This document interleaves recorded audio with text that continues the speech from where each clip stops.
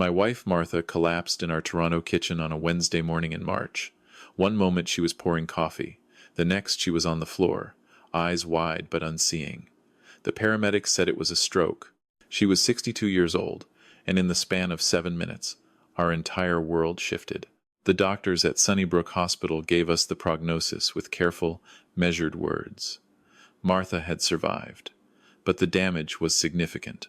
Her right side was partially paralyzed, her speech slurred and halting, and her memory had become unreliable. Some days she knew me, recognized our home, remembered our daughter Cassidy. Other days she stared at me like I was a stranger who'd wandered into her room. I'm David Morrison. I'm 67 years old, and I spent 38 years as a mechanical engineer before retiring. I thought retirement meant travel, gardening, maybe learning to play the guitar I'd bought on impulse 5 years ago. Instead, I became a full-time caregiver to the woman I'd loved since we were both 23. The first 6 months were the hardest. Physical therapy 3 times a week, occupational therapy twice a week, speech therapy when she felt up to it. I learned to help Martha dress, to steady her when she walked, to cut her food into small pieces she could manage with her left hand. Our daughter Cassidy visited every Sunday, bringing groceries and staying for dinner. She worked as a dental hygienist in Mississauga, had 2 teenagers of her own, and I could see the strain on her face every time she looked at her mother. "Dad, you need help," Cassidy said one evening, standing in our kitchen while Martha dozed in her chair. "You can't do this alone. You're exhausted." I was exhausted. I'd lost 15 pounds. I couldn't remember the last time I'd slept more than 4 hours straight, but Martha was my wife. This was my responsibility. "I'm managing," I told Cassidy. She looked at me with her mother's eyes, that same gray-blue that had first caught my attention at a campus coffee shop in 1979. "Dad, I'm not saying put her in a home. I'm saying get some help. A home care worker, even just part-time." I thought about it for a week before agreeing. We hired a woman named Patricia through a local agency. She came 3 mornings a week, helped Martha with her exercises, kept her company while I ran errands or caught up on sleep. Patricia was 50-something, efficient and kind, and Martha seemed to like her. Things improved. I started sleeping better. The house stopped feeling like a prison. I even started working on the old Mustang I'd been restoring in the garage, something I hadn't touched since before Martha's stroke. Then Patricia came to me one Tuesday morning, 4 months after we'd hired her. Her face was troubled. "Mr. Morrison, I need to talk to you about something," she said. We were in the kitchen, Martha napping upstairs. Patricia's hands were twisting together, a gesture I'd never seen from her before. "It's about Cassidy." My chest tightened. "Is something wrong with Cassidy?" "No, not, I mean." Patricia took a breath. "I need to tell you something, but I'm worried you won't believe me. When Cassidy visits, when you're not in the room with them, she gives Martha pills. Different pills than what you have in the medication organizer." The world seemed to tilt slightly. "What are you talking about?" Patricia pulled out her phone, hands shaking slightly. "I took pictures. Last Sunday, I was here helping with dinner prep. Remember? You were in the garage. I came back inside to get the serving spoons, and I saw Cassidy putting pills in Martha's mouth. She didn't see me. I didn't know what to do, so I started watching. It's happened 3 times now. Always when you're not looking." She showed me the photos. They were taken from a distance, slightly blurry, but clear enough. Cassidy, my daughter, standing beside Martha's chair, a small bottle in her hand, pills being placed into Martha's mouth, Martha swallowing obediently, that trusting look on her face she'd developed since the stroke, like a child accepting medicine from a parent. "What kind of pills?" My voice sounded strange, distant. "I don't know. But Mr. Morrison, Martha's been getting worse. Her confusion, her memory problems. They've gotten significantly worse in the last few months, haven't they? Since Cassidy started coming more often?" I wanted to tell Patricia she was wrong, that she'd misunderstood what she'd seen, but the truth was, Martha had been deteriorating. I'd attributed it to the natural progression of stroke recovery. Some patients improved, some plateaued, some declined. Martha was declining. Her neurologist had seemed puzzled by it during our last appointment, had mentioned possibly adjusting her medications, running more tests. "There has to be an explanation," I said. Patricia's eyes were filled with sympathy. I hope so, Mr. Morrison. I really do, but I think you need to find out what those pills are. After Patricia left, I stood in my kitchen for a long time, just staring at nothing. Then I went upstairs to Martha's room. She was awake, looking out the window at the birds on the feeder I'd installed. David, she said, smiling. She knew me today. That was good. Come sit with me. I sat beside her, took her hand. Her fingers were cold, thin. When had she gotten so thin? Martha, has Cassidy been giving you any medicine? Anything besides what I give you? Martha's brow furrowed. She got confused when asked direct questions. Cassidy, she's a good girl, takes care of her mama. I know she is, sweetheart. But has she given you any pills? Pills? Martha's face cleared. Oh yes, the vitamin ones. For my brain, Cassidy says they'll help me remember better. My heart was pounding so hard I could hear it in my ears. What do they look like? The vitamin ones? Little white things. Taste bitter. Martha squeezed my hand. Cassidy's so good to me, David. She comes every week. Not like some children. You hear about them. They don't visit their parents at all. I couldn't have this conversation. Not with Martha, not like this. I kissed her forehead and told her I loved her, then went downstairs to think. The rational part of my brain said there had to be an innocent explanation. Cassidy was giving her mother supplements, that was all. Vitamins or minerals, or those herbal things people swore by. She meant well. She was trying to help, but a darker voice whispered other things. Patricia's photos. Martha's worsening condition. And something else. Something I'd pushed to the back of my mind. Cassidy had been having financial troubles. Her husband Greg had lost his job 8 months ago. She'd mentioned struggling with the mortgage, with the kids' expenses. I'd offered to help, but she'd refused, said they were managing. I waited until Sunday. Cassidy arrived at 3 o'clock with her usual grocery bags, kissed my cheek, went straight to her mother. I stayed in the kitchen, but I watched through the doorway. After 15 minutes, I said loudly, I'm going to the garage to work on the car. I went outside, closed the garage door loudly, then came back in through the side entrance. Quiet as I could, I crept to the living room doorway. Cassidy was kneeling beside Martha's chair. She had a small amber prescription bottle in her hand, not one of the clear orange ones from the pharmacy. This one had no label. Here you go, Mom, Cassidy was saying, her voice gentle. Take these for me. They'll help you feel better. Martha opened her mouth obediently. Cassidy placed 2 small white pills on her tongue, held up a glass of water. Swallow, Mom, good girl. I stepped into the room. What are you giving her? Cassidy spun around, the bottle slipping from her hand and bouncing on the carpet. Her face went through several expressions in rapid succession, surprise, fear, and then something that looked almost like relief. Dad, What? Are those?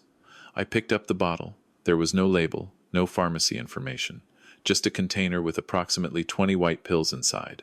They're supplements, Cassidy said quickly, from a natural health store. They're supposed to help with cognitive function after stroke. I've been researching. What's the name of them? Dad, I threw away the packaging. But I checked with a pharmacist. They're safe.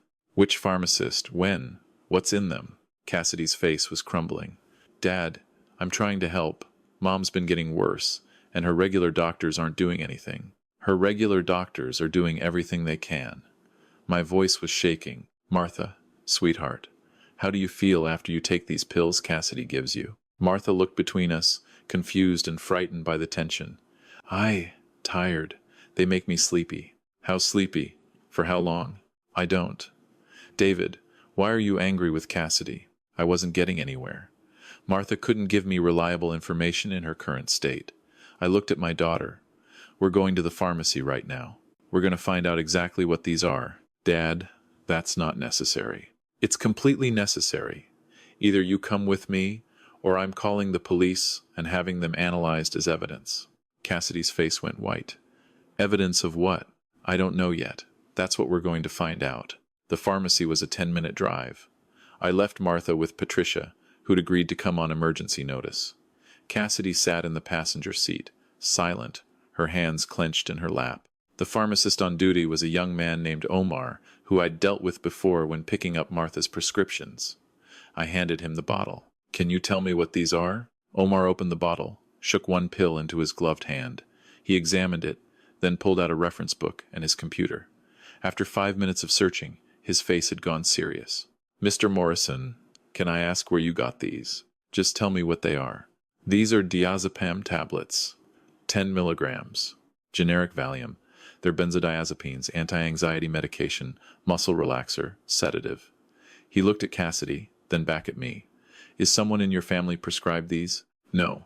Then where did they come from? These are controlled substances. You can't buy them over the counter, and you definitely shouldn't be taking them unless prescribed by a doctor who knows your full medical history. I turned to Cassidy. She was crying now, silent tears running down her face. Your mother's been taking these? Omar asked quietly. The stroke patient? Twice a week, I said, for at least 4 months. Omar's face darkened. Mr. Morrison, diazepam is contraindicated for many stroke patients.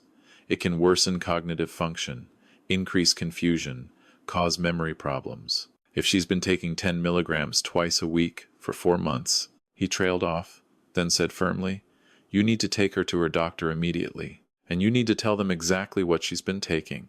In the car, Cassidy finally spoke. I didn't mean to hurt her. I couldn't look at her. I kept my eyes on the road, my hands gripping the wheel so hard my knuckles were white. Greg's pills, Cassidy continued, her voice breaking. From when he had that back injury 2 years ago, he had extras, and I thought, Mom's always so agitated, so anxious. I thought they'd calm her down, make her more comfortable. You gave your mother prescription medication that wasn't prescribed to her, medication that's making her worse. I didn't know that. I thought I was helping. Dad, you have to believe me. How did you think you were helping? I pulled into our driveway, turned off the engine, and finally looked at her. By giving her unprescribed medication behind my back? By lying about what they were? If you truly thought you were helping, why did you hide it? Cassidy had no answer for that. I took Martha to her neurologist the next morning. Dr. Helen Chow listened to everything, examined Martha, asked detailed questions. Her face remained professionally neutral, but I could see the anger in her eyes. We'll need to run blood work to check her current levels and see if there's been any additional damage, Dr. Chow said. The good news is that diazepam doesn't typically cause permanent damage, and if we stop it now, her cognitive function should improve. But Mr. Morrison, she paused. This is elder abuse. Legally, I'm obligated to report this. I understand. Do you know who was giving her these pills? I hesitated for only a moment. My daughter, Cassidy. Dr. Chow's expression didn't change. I see. Was this malicious, or was she genuinely trying to help? She says she was trying to help, that she didn't know it would hurt her mother. Intent matters in some ways, but not in others. Your wife has been chemically sedated without her informed consent by someone in a caregiving position. That's abuse, regardless of intent. She made notes in Martha's file. I have to make a report to Adult Protective Services. They'll investigate. I'm sorry. The investigation took 3 weeks. They interviewed me, Patricia, Martha's other doctors. They interviewed Cassidy.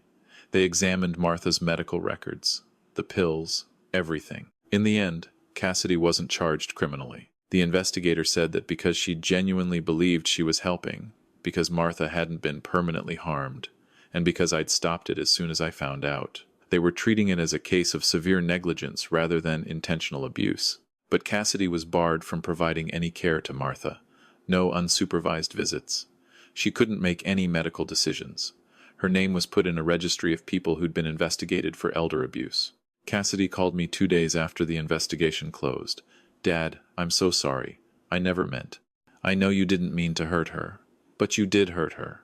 You took away months of her recovery because you thought you knew better than her doctors. Can you ever forgive me? I didn't have an answer for that yet. Martha's cognitive function did improve, just as Dr. Chow predicted. Within 6 weeks, she was more alert, more engaged. She started remembering things better, participating more in her therapy. It was like watching someone wake up from a long sleep. I feel clearer, Martha said one morning. Like there's been fog and now it's lifting. I held her hand, grateful beyond words. You're doing great, sweetheart. Cassidy doesn't visit anymore. No. Why? How do you explain to someone with memory problems that their child accidentally poisoned them? I settled for. She made some mistakes in trying to help you. We're working through it. Martha nodded slowly. People make mistakes. Even people who love us. That's true. But some mistakes have consequences that love can't erase.